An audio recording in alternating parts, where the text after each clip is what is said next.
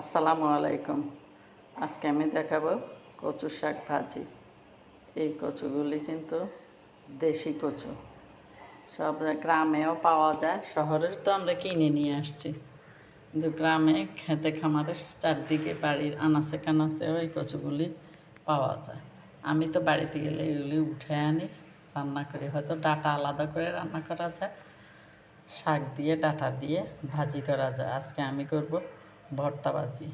এই যেভাবে কেটে নিয়ে ধুয়ে নিলাম, তারপরে এগুলিকে আমি পানিতে বেশি করে রসুন আর একটু হলুদের গুঁড়ো দিয়ে দিলাম, সিদ্ধ করে নিব, গলে যাবে। তারপরে আমি তেলের মধ্যে একটু লবণ দিয়ে ভাজবো, আর কিছুই দিব না।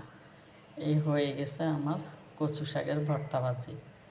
কচু শাক ভর্তাও না, ভাজি করেছি তো, তাই এটার নাম দিয়েছি ভর্তা ভাজি।